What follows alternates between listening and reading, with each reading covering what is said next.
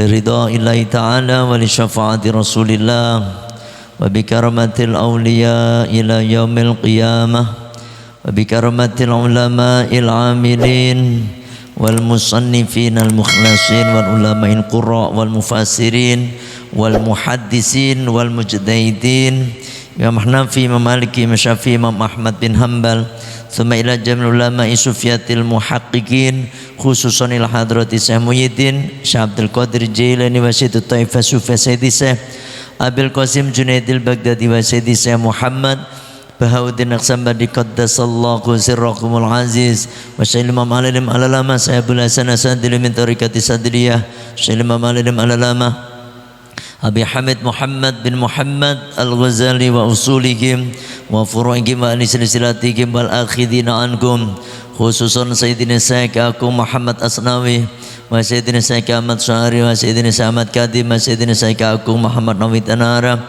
wa Sayyidina Syekh Aku Abdul Karim Tanara wa Sayyidina Syekh Ahmad Khatib Sambas thumma ila khususan musannif al-mu'allif hadha al-kitab Imam Al-Alim Al-Alama Abi Suci Ahmad bin Husain Imam Al-Alim Al-Muhammad bin Qasim Al-Ghazi wa Imam Al-Alim Al-Alama Syekh Tajuddin Abu Bakar Muhammad Husaini thumma ila jami masyayikhina wa masyayikhina Sanikeji Muhammad Zuhdi wa Sanikeji Muhammad Nur wa Sanikeji Ahmad Saleh wa Sanikeji Muhammad Khazin wa Sanikeji Abdul Hadi bin Zaid Sanikeji Abdullah Fakih Langitan Sanikeji Abdul Wahid bin Gaji Zuhdi Sanikeji Bisri Mustafa Rembang Sanikeji Arwani Amin Kudus Sanikeji Muhammad Safi Adumi Sanikeji Abdullah Safi'i Sanikeji Abdullah bin Nuh Sanikeji Ahmad Qurtubi bin Gaji Anwar Sanikeji Muhammad Khalbang Sanikeji Abdurrahman Sanikeji Abu Yatim Yatim Sanikeji Ahmad Asrari Sanikeji Ahmad Salman Fud Sanikeji Muhammad Munawir Sanikeji Abdullah Fandi Munawir Sanikeji Abdul Qadir Munawir Sanikeji Ali Masum Krapya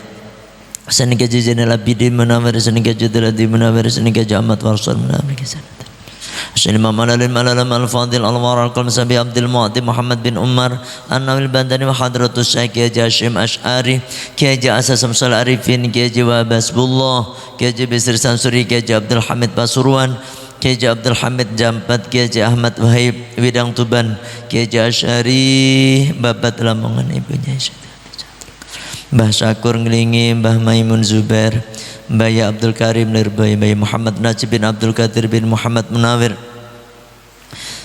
Mbah Mamun Wajiban Kiai General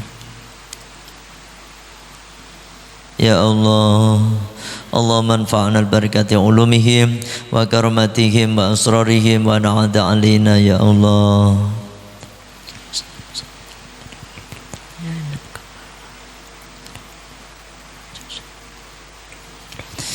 Syai'unillahi langkumul Fatihah A'udzu billahi minasyaitonir rajim Bismillahirrahmanirrahim Alhamdulillahi rabbil alamin Ar-Rahmanir Rahim Maliki yaumiddin Iyyaka na'budu wa iyyaka nasta'in Ihdinas siratal mustaqim Siratal ladzina an'amta 'alaihim ghairil maghdubi 'alaihim waladdallin Amin Asyhadu an la ilaha illallah wa asyhadu anna Muhammadar Rasulullah Asyhadu an la ilaha illallah wa asyhadu anna Muhammadar Rasulullah. Asyhadu an la إله إلا الله وأشهد أن محمدا رسول الله أستغفر الله الغفور الرحيم أستغفر الله الغفور الرحيم أستغفر الله الغفور الرحيم اللهم صل على سيدنا محمد وعلى آل سيدنا محمد كما صليت على سيدنا إبراهيم وعلى آل سيدنا إبراهيم وبارك على سيدنا محمد وعلى آل سيدنا كما باركت على سيدنا إبراهيم وعلى آل سيدنا إبراهيم في العالمين إنك حميد مجيد اللهم صل على سيدنا وعلى آل سيدنا محمد كما صليت على سيدنا إبراهيم وعلى آل سيدنا إبراهيم وبارك على سيدنا محمد وعلى آل سيدنا محمد كما باركت على سيدنا وعلى آل سيدنا إبراهيم في العالمين إنك حميد مجيد اللهم صل على سيدنا محمد وعلى آل سيدنا محمد كما صليت على سيدنا إبراهيم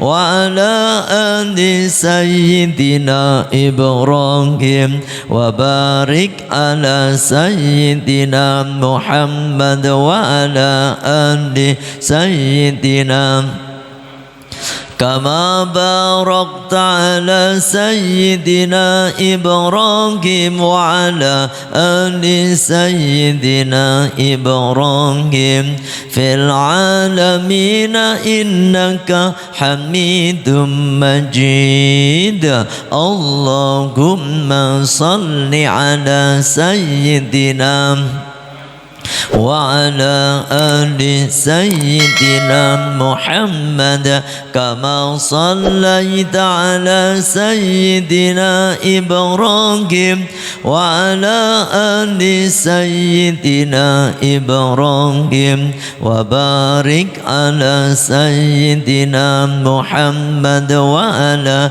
آل سيدنا محمد كما باركت على سيدنا إبراهيم وعلى آل سيدنا إبراهيم في العالمين إنك حميد مجيد اللهم سيدنا محمد وعلى آل سيدنا محمد كما صليت على سيدنا إبراهيم وعلى آل سيدنا إبراهيم وبارك على سيدنا محمد وعلى آل سيدنا محمد كما باركت على سيدنا إبراهيم وعلى آل سيدنا إبراهيم في العالمين إنك حميد مجيد يا الله يا فتاح يا رزاق يا الله Ya Razzaq ya Allah, Ya Fattah ya Razzaq ya Allah, Ya Fattah ya Razzaq ya Allah, Ya Fattah ya Razzaq ya Allah, Ya Fattah ya Razzaq ya Allah, Ya Fattah ya Razzaq. Alhamdulillah Rabbil Alamin. Sebelum saya melanjutkan pembahasan ngaji kita berkenaan dengan nikah, saya ingin menjawab pertanyaan dari salah satu jamaah sini ya, jamaah An-Nur, namanya nggak perlu saya sebutkan. Pertanyaan seperti ini ya bisa dikatakan aib sih bukan, tetapi takut orangnya nggak malu atau gimana ya. Ini ada pertanyaan. Assalamualaikum warahmatullahi wabarakatuh. Apa kabar Bapak Ustadz? Saya perkenalkan, saya salah satu jamaah Masjid An-Nur Villa Mutiara Cikarang 1 Blok H. Mau tanya sedikit, istri saya mengalami menstruasi tapi tidak seperti biasanya. Awalnya biasanya darah melimpah atau banyak, tapi yang sekarang ini malah ngeplek gitu, dan keluar sedikit-sedikit, bahkan sampai nggak keluar sama sekali. Ini baru pertama terjadi dalam hidupnya. Nah, dengan kondisi ini apakah tetap wajib sholat atau tidak Pak Ustadz? Terima kasih. Ya, terus saya jawab, Waalaikumsalam. Insya Allah nanti saya jawab waktu ngaji ya Pak. Nah gitu. Terus beliau pun makasih banyak Pak Ustadz, tapi apakah istri saya masih tetap tidak boleh sholat? Khawatir saya jika sudah boleh sholat tapi karena masih gamang, akhirnya istri saya tidak sholat sehingga masuk kategori orang yang meninggalkan sholat.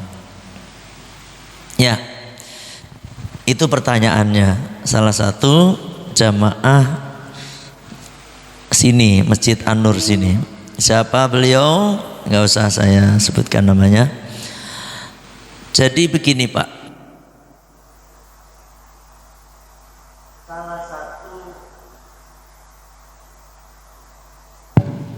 salah satu dari kewajiban seorang perempuan, seorang istri, di samping sholat terus puasa Ramadan, maka ada satu kewajiban yang paling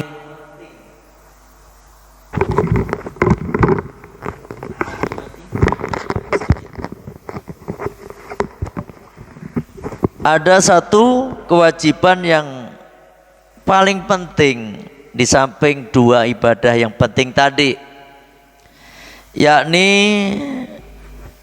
dia wajib tahu persis kapan dia boleh sholat, kapan dia tidak boleh sholat, yaitu harus mengetahui dengan persis berkenaan dengan haid Pak, atau berkenaan dengan darah istihadhah.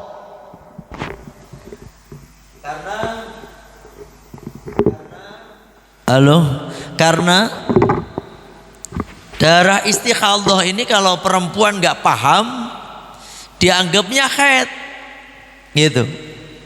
Padahal kalau seorang perempuan itu lagi kena istihadhah ya, atau ada keluar darah istihadah, kalau dia sholat dia berdosa. Kalau dia tidak sholat maka dia berdosa. Jangankan padahal dia menyangka oh ini darah haid, padahal darah istihadah, kemudian dia kagak sholat, berdosa gitu loh. Maka dari itu salah satu kewajiban bagi seorang perempuan, dia harus paham betul kapan dia haid, kapan dia suci gitu. Jadi ngaji itu bukan ngaji apa cerita kayak gitu, itu mah nggak terlalu penting, ya kan? Ya boleh-boleh juga. Kalau ngaji cerita riwayat itu nggak wajib tambahan. Perempuan itu yang wajib adalah ngaji berkenaan dengan hukum yang berkenaan dengan dia, itu perempuan, yaitu masalah haid. Karena kewajiban perempuan itu cuma 2 itu Pak, yang inti yang dari Gusti Allah itu. Idza sholatil mar'atu khamsaha, ketika seorang perempuan sholat 5 waktu, yakni sholat wajib, wa shomat syahroha, dan dia berpuasa di bulan Ramadan, ya, puasa Ramadan itu yang wajib, wa ato'at zaujaha, dan dia taat kepada suaminya, wa hafidhat farjaha, dan dia menjaga kehormatannya, qilalaha, maka dikatakan kepadanya udkhuli jannah min ayyi abwabil jannati si'ti, lewat pintu mana surga yang kamu kehendaki. Tuh, itu perempuan ibadahnya cuma itu yang berkenaan dengan Gusti Allah, cuma 2 tadi, sholat sama puasa. Zakat perempuan itu ngikut suaminya, kecuali memang dia punya harta sendiri.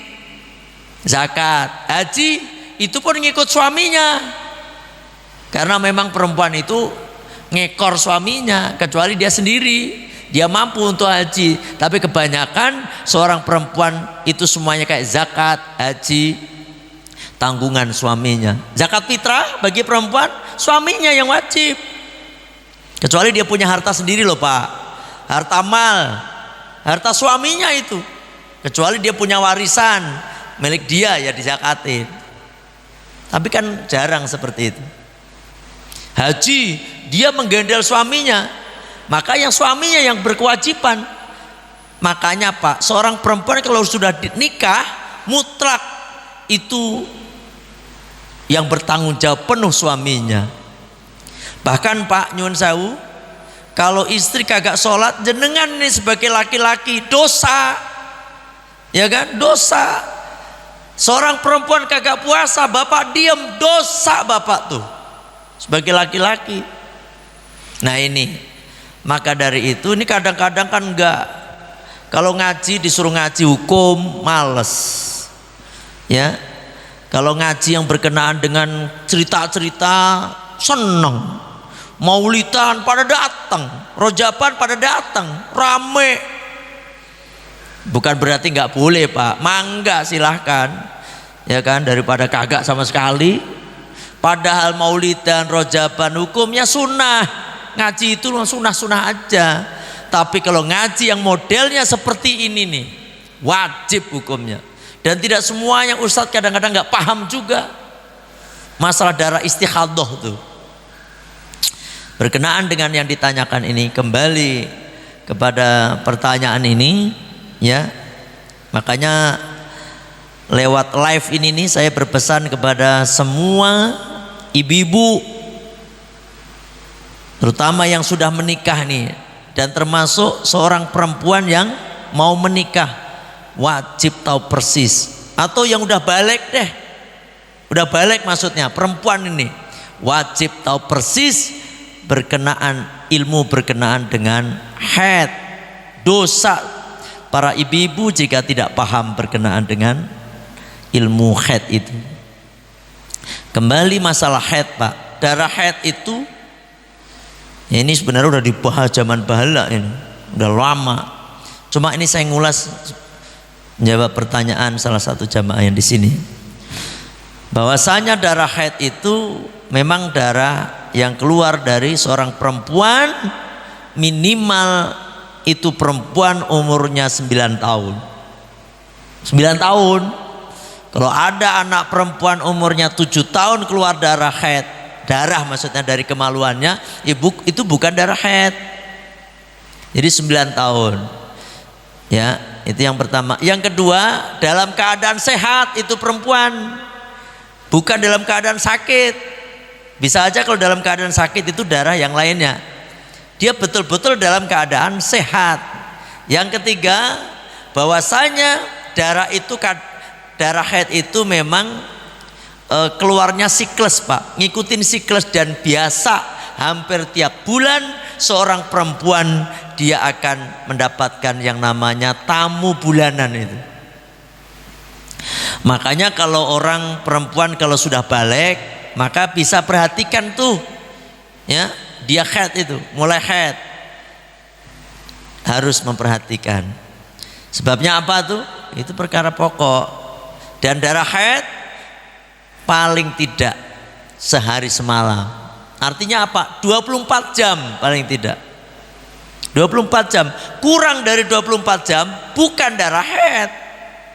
24 jam itu 1 jam ini keluar, nanti jam berikutnya dia keluar lagi gitu. Kadang-kadang merembes terus berhenti, ya kan?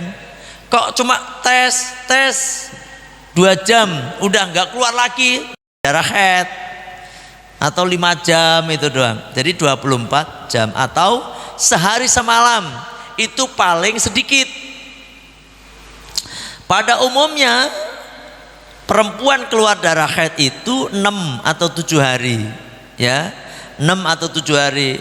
Itu pada umumnya, rata-rata berdasarkan penelitian Imam Syafi'i, dari berapa perempuan ditanyain satu persatu. Misalnya sekarang mah apa polling gitu ya, tanyain, Bu, sampean haidnya berapa hari? Sampean berapa hari?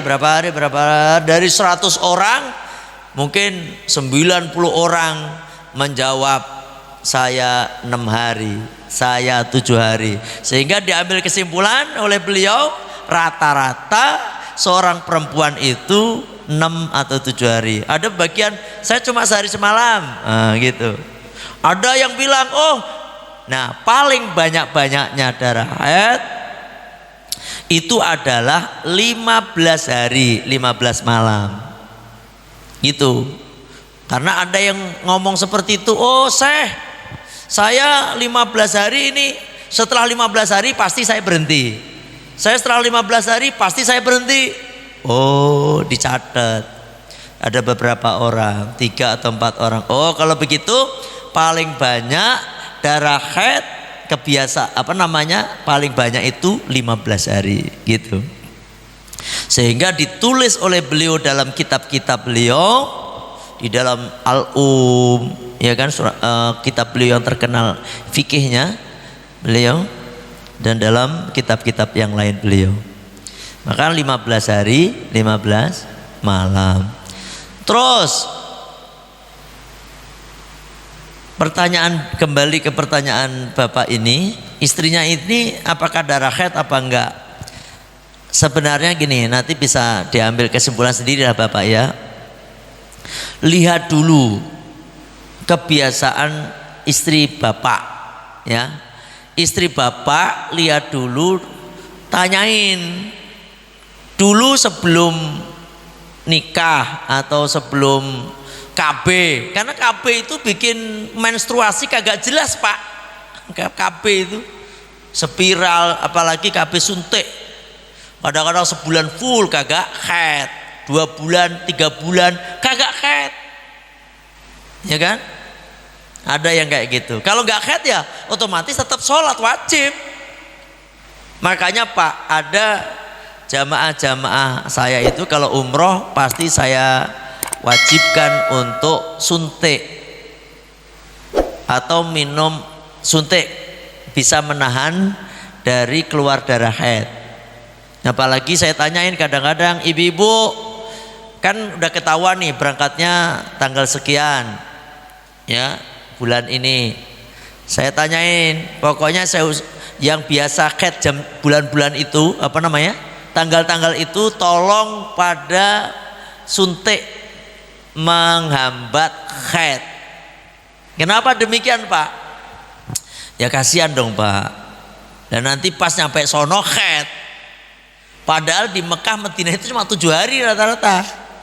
Ya kan? Rata-rata umroh itu 9 hari semuanya. Nah, dipotong PP itu kan jadi di sana 4 hari, 3 hari, 7 hari di sana. Lah pas sampai sana langsung haid kan sama aja nggak umroh Pak. Padahal orang umroh itu wajib suci dari haid ketika tawaf. Dan tawaf itu adalah salah satu daripada rukun umroh. Rukun itu wajib dikerjakan, nggak bisa digantikan. Aku pas lagi haid, dia kan umroh otomatis nggak bisa umroh Pak. Tawaf nggak bisa tawaf dia. Ya kan? Tawaf itu wajib suci dari hadas dan najis. Kalau lagi tawaf, karena tawaf itu seperti sholat hukumnya. Nah itu. Nah makanya mereka sekarang ada zaman sekarang, alhamdulillah dengan kemajuan obat ini sehingga orang itu bisa tidak haid sementara. Ya, bisa Pak. Bahkan kadang-kadang sebulan dia nggak haid itu. Apakah boleh? Ya nggak apa-apa. Karena yang terhitung itu yang penting kalau keluar darah dari kemaluannya pas haid ya otomatis dia namanya haid. Kalau nggak keluar ya nggak haid kan begitu, ya kan? Nah kasus seperti ini Pak, berarti lihat kalau memang suami bapak kok haidnya biasanya 7 hari, ya biasanya 7 hari, untuk saat ini ternyata kok 7 hari bablas terus sampai 15 hari, 16 hari kok masih kadang-kadang keluar, kadang-kadang, berarti ambil yaitu 7 hari saja, ya. Tetapi kalau dia lagi sholat nih, lagi haid 7 hari, 8 hari, 9 hari masih keluar darah, jangan sholat dulu, jangan sholat dulu. 9, 10, 12, 13 berhenti, berarti haidnya 13 hari. 14, 15 ke sana berarti suci gitu. Nah, ternyata mampetnya pas 15 hari. 7, 8, 9, 10, 15 hari berhenti, berarti memang itu haid semuanya, darah haid semuanya. Nah tapi ketika 14, 15, 16 ini kok masih keluar darah terus Pak, 17, 18 darah, berarti bapak ngambil haidnya yaitu menurut kebiasaannya 7 hari. Yang 8, 9, 10, 11, 12, 13, 14, 15 selama 7 hari tadi wajib diqadha gitu. Paham gak nih? Ada yang bingung? Wajib diqadha. Kalau 15 bablas ini terus kan 7 ini dia kan belum sholat nih, karena masih keluar. 8 belum sholat, jangan sholat. Bisa jadi itu darah haid gitu loh, ya kan? 8, 9, 13 ternyata berhenti, berarti nggak wajib diqadha. 14 berarti baru sholat itu. Kok 15 berhenti pas 15 hari, berarti nggak ada yang wajib diqadha Pak. Karena apa? Berarti memang haidnya 15 hari itu semua darah haid. Kok ternyata 15, 16, 17 ini keluar terus, berarti yang diambil kebiasaannya, yakni sebelum KB atau sebelum kawin 7 hari.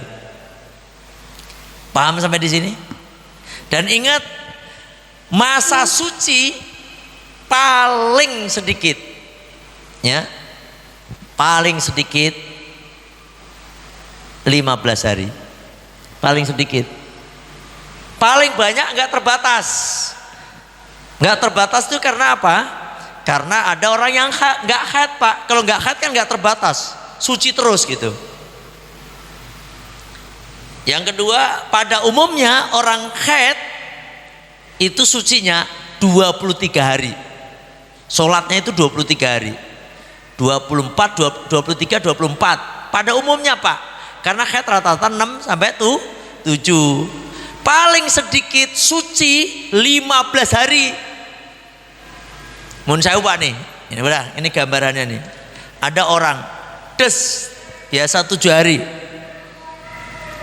Berhenti, terus dia sholat kan, berhenti 8, 9, 10, 11, 12, 13, 14, 15 sampai 25 deh. Keluar darah lagi. Itu bukan darah haid. Karena apa? Sucinya itu harus 15 hari.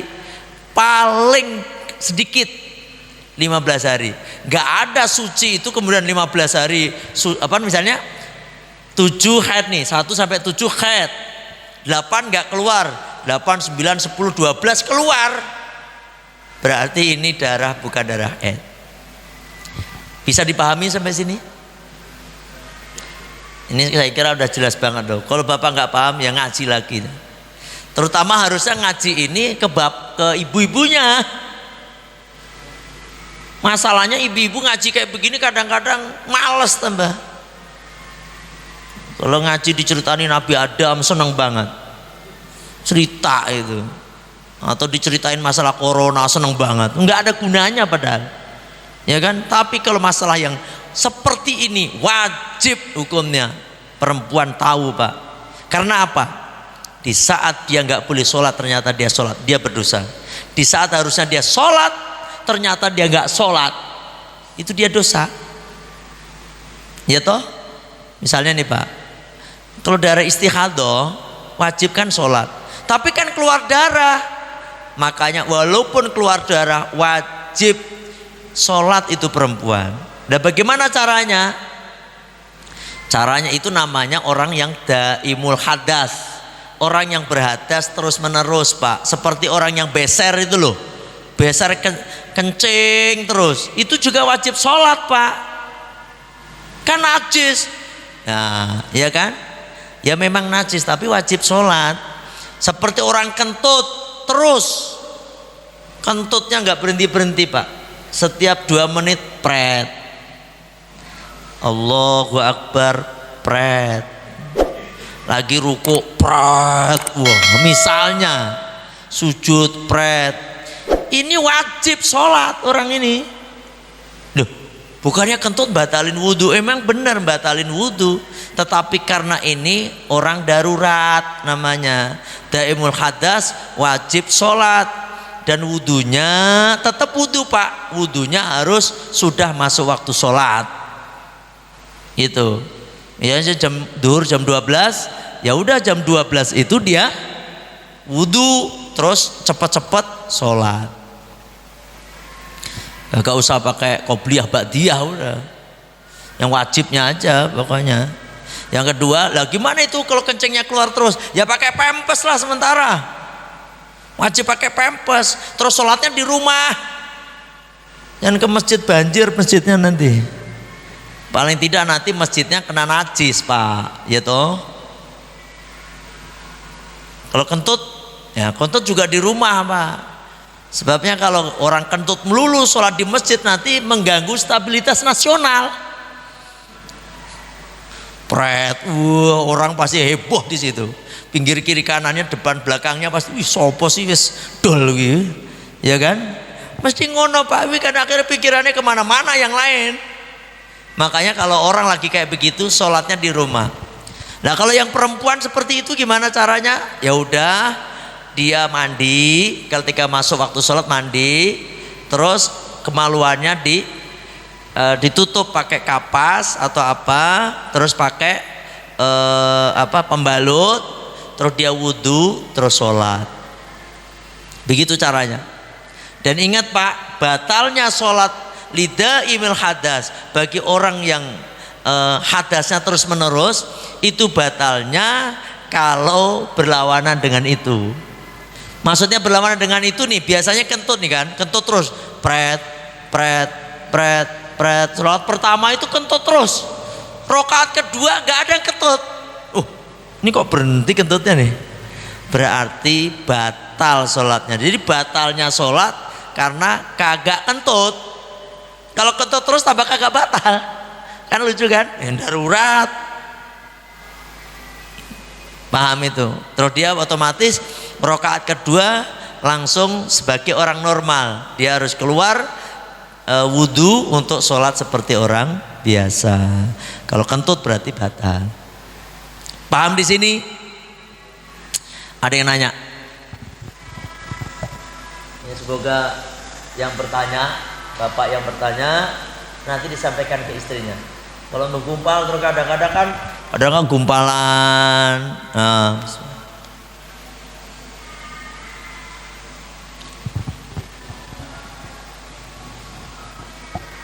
lihat kebiasaannya, ya, lihat kebiasaannya. Biasanya kalau perempuan kalau udah umurnya 50 tahun udah menopause, Pak. Udah nggak keluar darah. Artinya udah nggak keluar darah haid, maka biasanya otomatis dia udah nggak wajib sholat terus. Ya kan? Jangan terus ngambil kebiasaan, wah biasanya saya haid kok. Nggak boleh. Biasanya nggak haid terus dia nggak sholat. Ada juga tuh, Pak. Ada seorang kakak curhat tentang adiknya. Adiknya juga udah, kakaknya ini orangnya termasuk jamaah yang rajin ngikut ngaji sama saya. Jadi adiknya itu kalau dia dolan ke adiknya, udah keluarga, itu adiknya gak pernah sholat. Ya, ketika ditanyain, dek kok gak sholat dek? Lagi haid mas. Lagi besok kan masih haid terus. Ini kok haid terus nih? Iya masih keluar darah mas, begitu. Wah kagak beres. Saya bilang suruh ngaji ya. Itu aja masalahnya Pak Kiai, dia mah nggak suka ngaji. Itu dosa terus akhirnya. Orang kayak gitu. Makanya bapak-bapak, istrinya yang nggak paham tentang masalah haid ini, tolong disuruh ngaji. Ya, karena tidak semuanya orang paham berkenaan dengan ini. Ada yang nanya? Atau yang punya kasus istrinya sama kayak tadi. Ini rata-rata memang zaman milenial ini rata-rata perempuan rata-rata kayak gini Pak. Makanya harus paham, bapaknya harus paham. Makanya bapaknya itu harus kalau lagi istrinya haid nanya, dan istri harus ngomong, Pak, apa? Saya lagi haid Pak. Oh ya udah, gitu kan? Udah haid, hitung 6, bapak harus ngitung. Istri lagi haid di tanggal sekian hari Senin misalnya, berarti Senin depan gitu. Ketika Senin depan tanyain, Ma udah suci belum Ma? Ini bukan keperluan yang lain loh ini keperluan sholat apa kagak gitu. Bapak tanggung jawab sebagai babnya ini nanyain urusan yang lain ini rata-rata bapak ini. Urusan lain, udah suci belum Ma? Kata istrinya, kenapa sih ya menanya melulu? Iya kata Pak Ustadz gitu aja. Kataku saya ini suruh nanyain. Bapak suka nanya nggak Pak? Kalau bapak mau perlu doang kan nanya. Itu masalahnya Pak, dosa bapak. Ya Allah, ya kan? Harus perhatikan.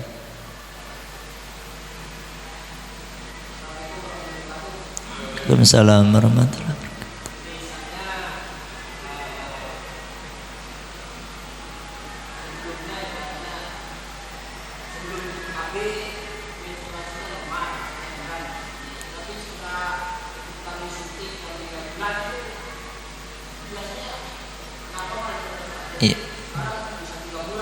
Nggak haid kan? Terus ya iya otomatis gak berarti sholat terus 3 bulan. Bukan terus diambil kebiasaan.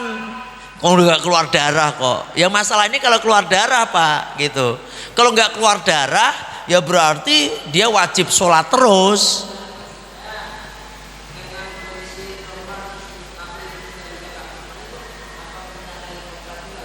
Ya enggak juga, karena hukum KB itu dalam akidah kita enggak masalah.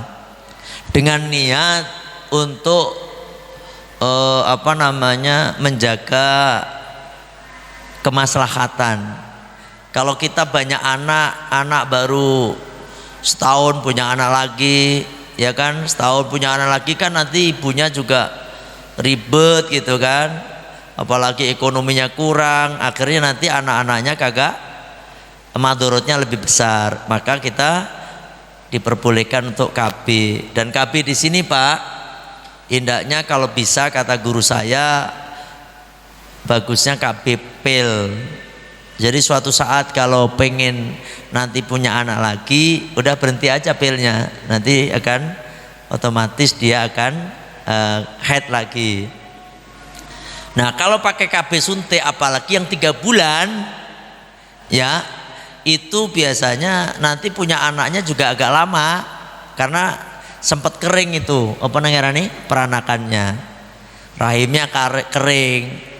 Nah itu, tapi terus mana yang bagus, ya itu tadi pil.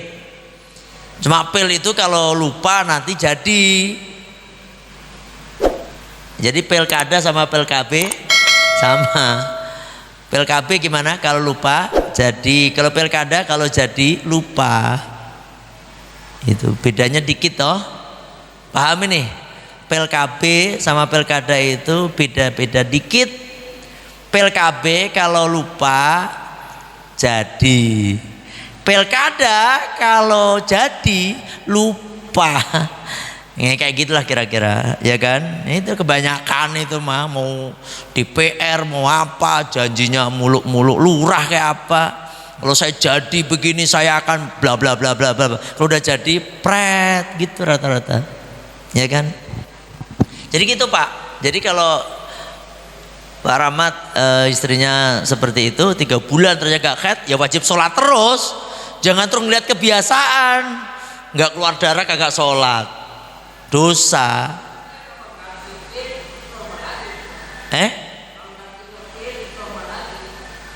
Kalau nggak ditipe. Nah ya udah, ya nggak apa-apa. Kan tujuannya untuk apa tadi?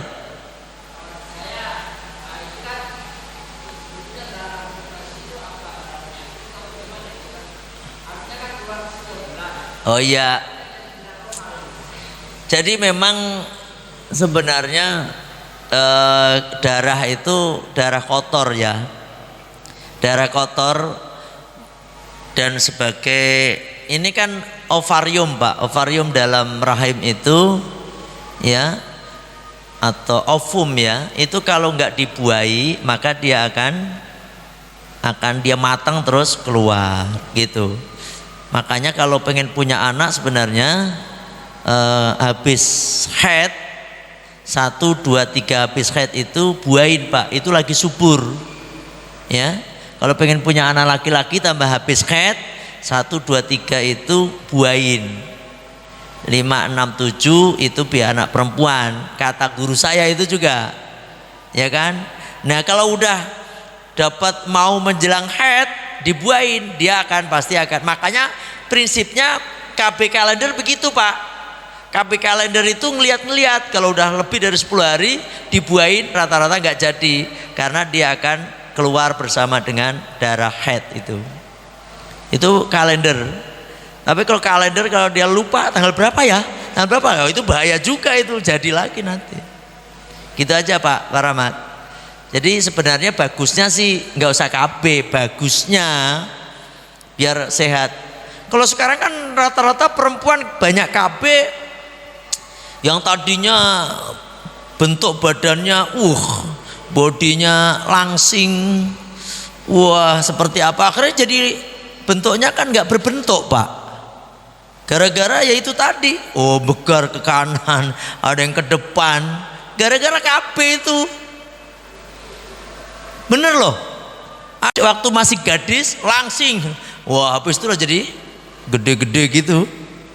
Istri Bapak gede Pak? Masih kecil? Sedang ya ini Pak Rahmat. Nah seperti itu ya, apalagi udah punya anak, udah kadang-kadang udah mekar kabeh badannya. hari ini hanya mengulas pembahasan haid karena ada yang nanya. Semoga yang nanya itu ya paham lah. Kalau nggak paham, nanti istrinya diajak ke rumah, baik ke rumah. Biar istrinya langsung saya iniin ke rumah, ke Serang, ya.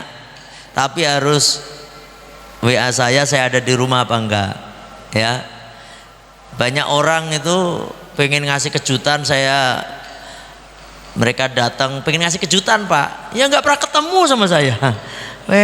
Berapa 3 kali pengen ngasih kejutan Pak Ustadz, ya nggak pernah ketemu, nggak pernah di rumah, ya. Nah seperti itu, makanya kalau mau ke rumah, bukannya saya nggak mau Pak, silahkan kalau ke rumah, tapi WA dulu, paling tidak telepon dah, saya ada di rumah jam berapa gitu aja, ya. Insya Allah saya akan siap. Bagi istrinya yang nanya di sini, yang nggak paham silahkan nanti datang ke rumah. Insya Allah nanti saya akan jelaskan. Ya, saya kira cukup sampai di sini. Kita tutup pengajian malam hari ini dengan membaca Sayyidul Istighfar. Bismillahirrahmanirrahim. Allahumma anta rabbi la ilaha illa anta khalaqtani wa ana abduka wa ana ala ahdika wa wa'dika mastata'tu a'udzubika min syarri ma sana'tu abu'u laka bi ni'matika alayya wa abu'u bi dzambi faghfirli fa innahu la yaghfiru dzunuba illa anta astaghfirullahal azim astaghfirullahal azim astaghfirullahal azim subhanaka Allahumma wa bihamdika asyhadu an la ilaha illa anta astaghfiruka wa atubu ilaik. Alhamdulillah. Assalamualaikum warahmatullahi wabarakatuh.